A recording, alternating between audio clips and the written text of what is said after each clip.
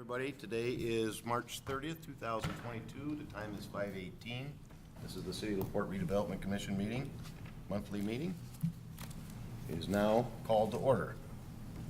Can you all stand for the Pledge of Allegiance, please?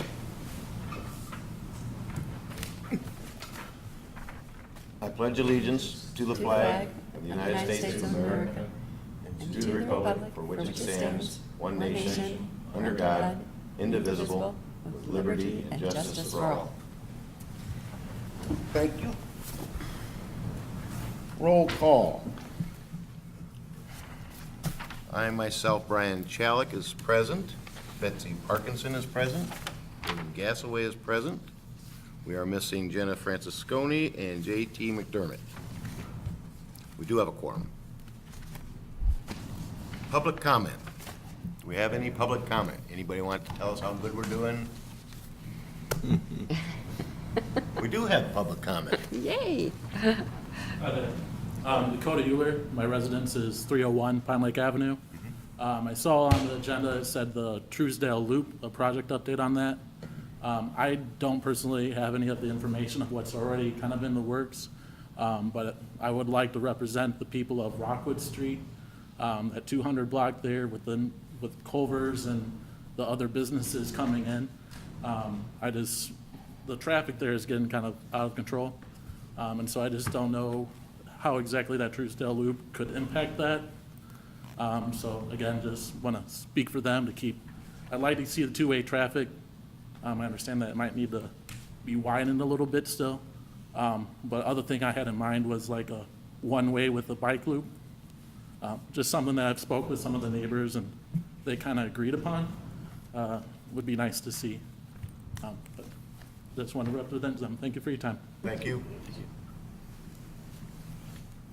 Any other public comment? Public comment is closed. It is 5:20 p.m. Minutes, February 23rd, 2022 regular meeting. Everybody have time to look at the minutes? Any corrections, deletions, anything wrong? Looks good. Do I have a motion? Yeah. Make a motion to accept the minutes for the February 23rd meeting as presented. And I will second. I have a motion and a second. Any further discussion? Hearing none. All in favor state by saying aye. Aye. Opposed? Passes 3-0. Number 6, claims. 3/30/22 claim docket. Has everybody had a chance to look at that? Pretty self-explanatory. Yeah. Not much going on there. Not a lot of money. Any questions, comments, problems with it? No? Oh, look good. I need a motion. Make a motion to accept the claims docket as presented. I will second. I have a second. Motion and a second. Any further discussion? Hearing none. All in favor state by saying aye. Aye. Opposed? Passes, reclaimed, pass 3-0.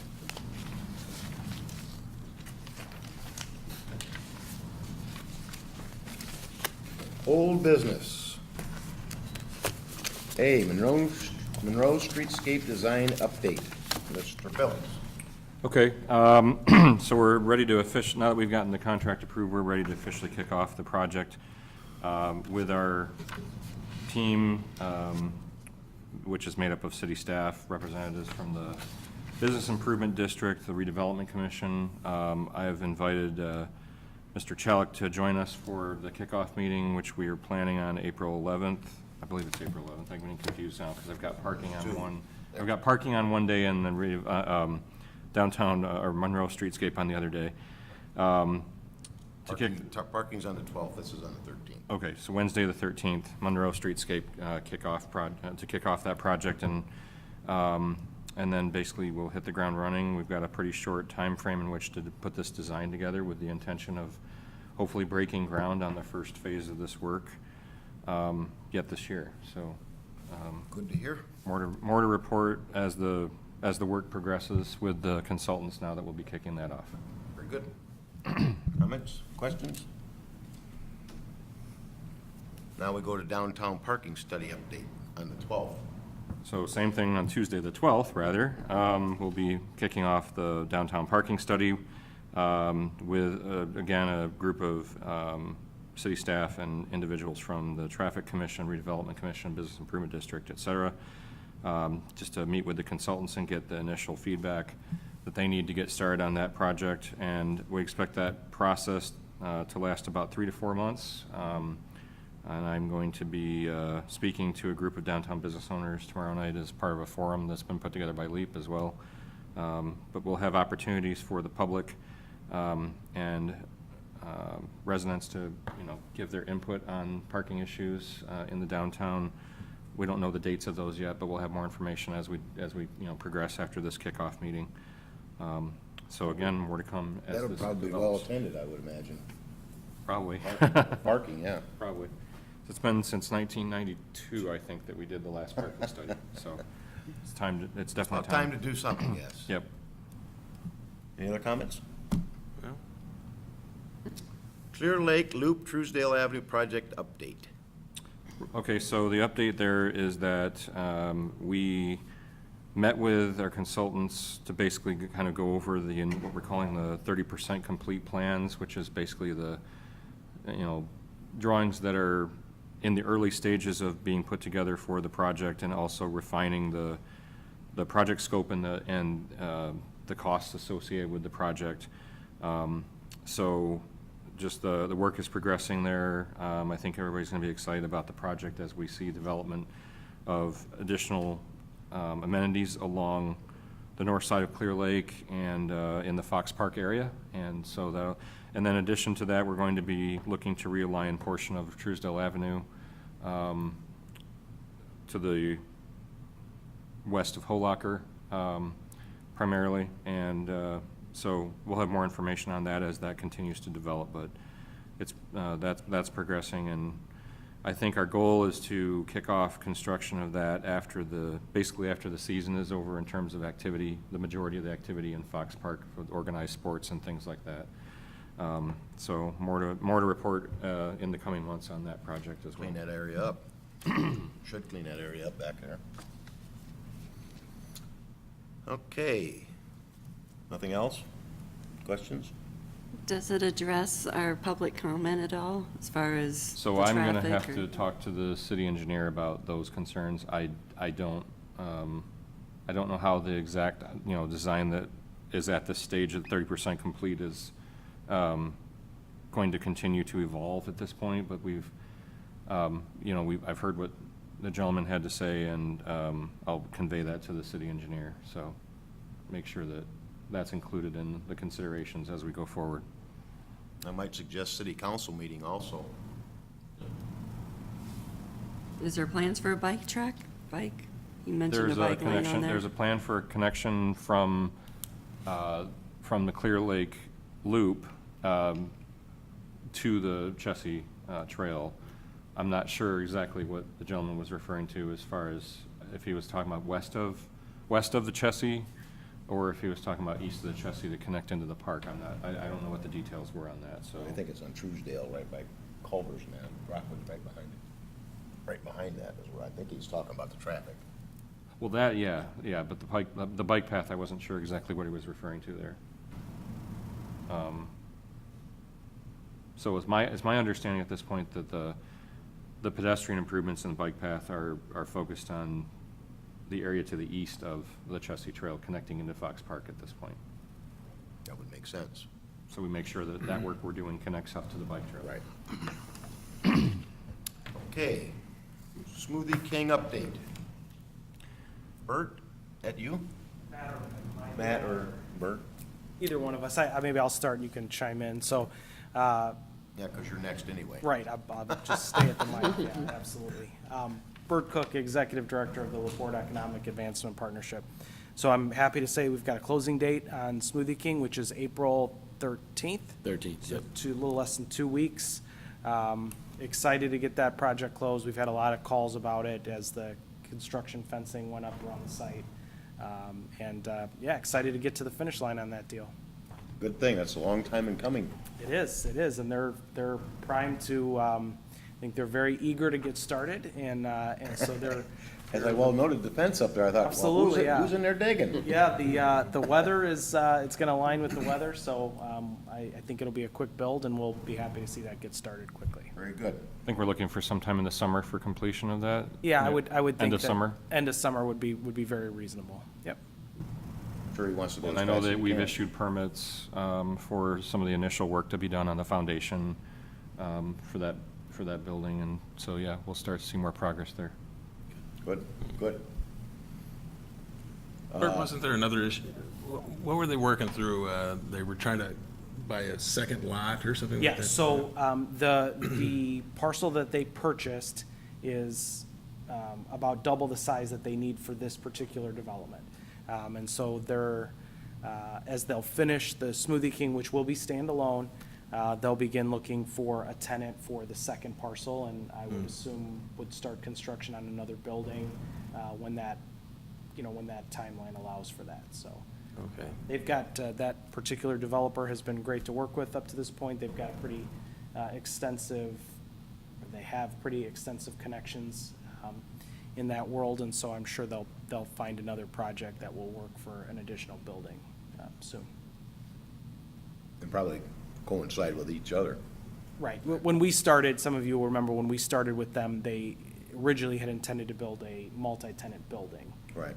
That would have taken up, or would have been built on the entire parcel, and that evolved over time, so, yeah, so we'll see, I'll be interested to see what they come back with here, for the second parcel.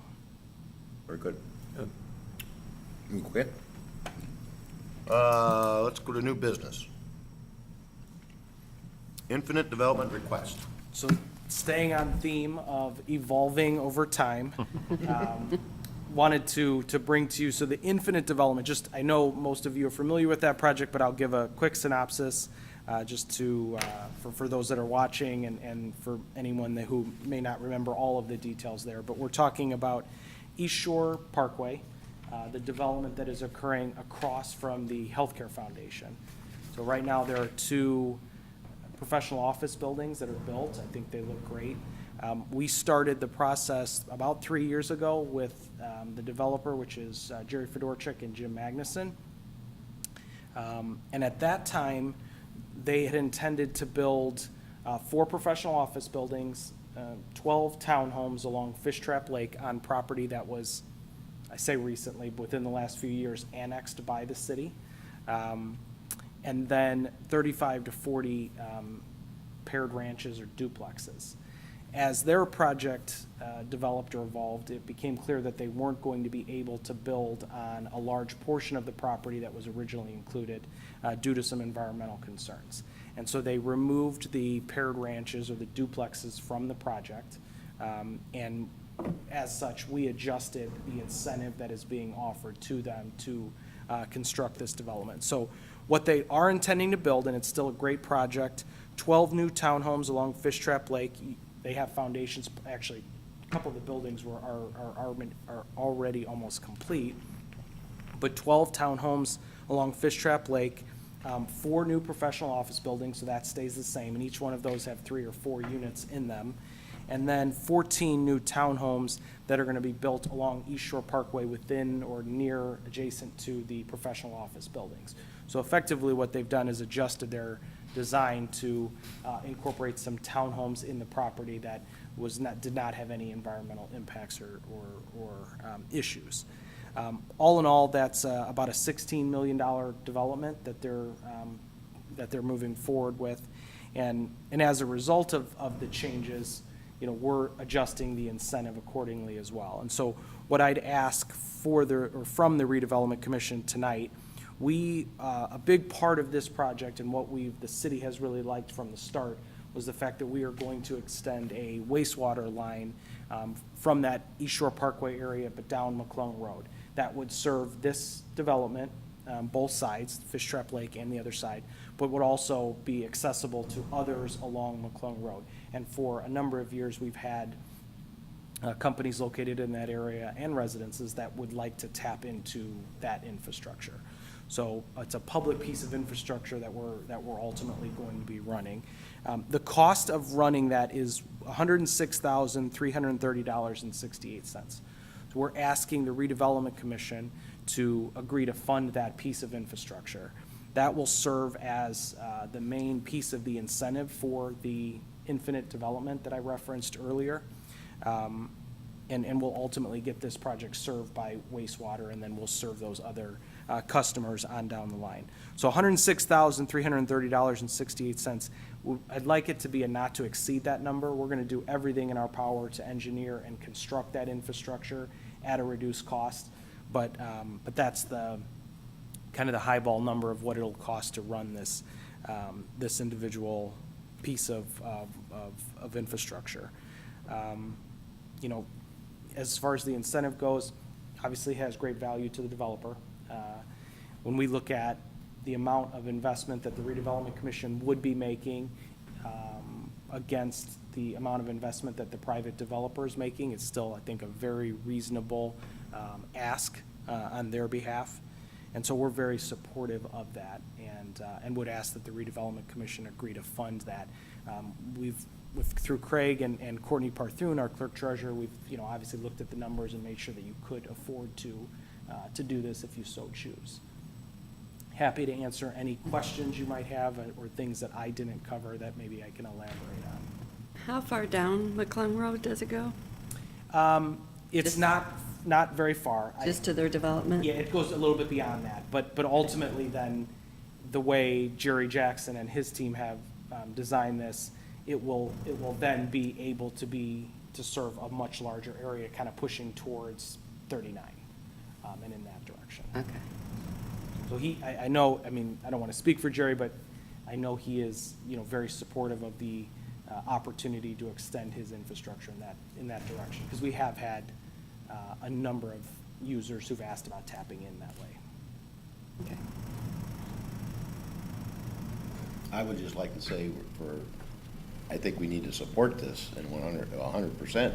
Guy's gonna come in and put $60 million along with all the other stuff that he's done, Dorchek and Magnuson.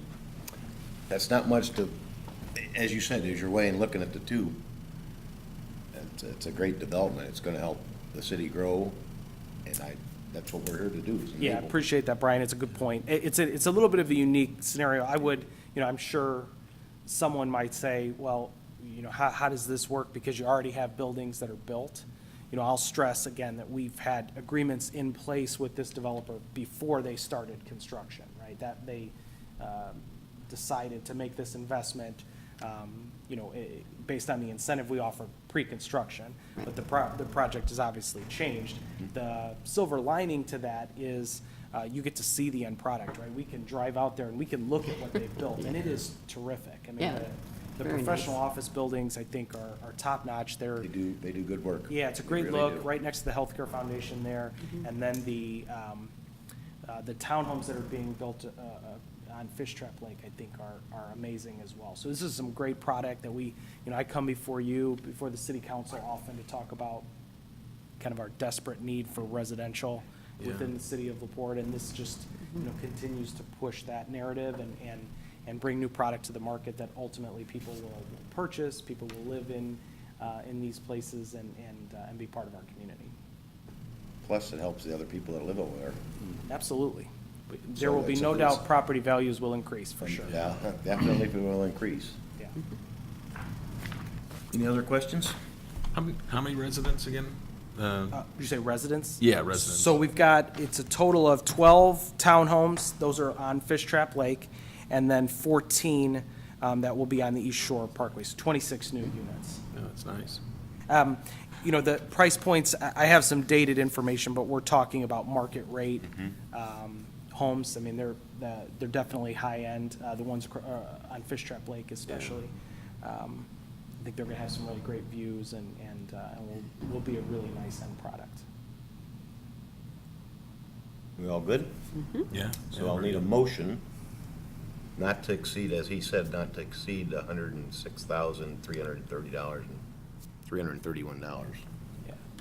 And we'll obviously keep you up to date as our, we've got a great city engineer and city planner and then, and Jerry Jackson as well. We'll do our best to make that number as low as we possibly can, and I'll make sure we keep you updated on where the number comes in at. Okay. All yours, Ms. Butsy. All yours. I'll make a motion to not exceed $106,331 for the Infinite Development Project. You got it. All right. Good enough? You know what, actually, now that I think about that, can we just make it, can we just add to that we're going to invest in that wastewater infrastructure that will serve this development and, Yes. Yes. like, thank you. For the wastewater, yes. Are we good? Yep. Yeah, and it will, I'm sorry, I'll let you finish the vote, and then I get one more comment. Second. I have a motion and a second. Any further discussion? We are going to basically pay for up to $106,331 for the wastewater, sewage, and for the Infinite project. Is that good enough? Yeah, and if I can add to that, so the spend will occur solely within the city, between the redevelopment commission and the wastewater department. So it won't involve any other parties. So just note that, because I think that Probably will be be cheaper, important. too. Correct. Yeah. So I have a motion and a second, and no further discussion. All in favor, state by saying aye. Aye. Opposed? Passes 3-0. Thank you. Thank you.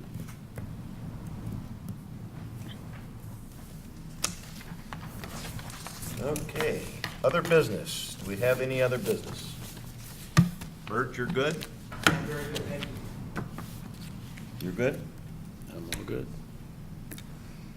Any updates on like the property next to McDonald's and also the Boyd Boulevard, how that was received? Craig, maybe we'll talk about Don George. You want to? I'll just talk about that real quick. So, it's still my intention to hopefully get the Don George property back out for, offer by the end of April.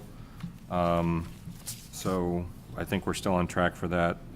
There's nothing really more to the report than that, just other than we're preparing to put that back out again, to get it out. And then there would be a period of time, obviously, for proposals to come in, so. Yeah, and on Boyd Boulevard, our attorney Hagenow is working directly with both of the developers on the purchase agreement.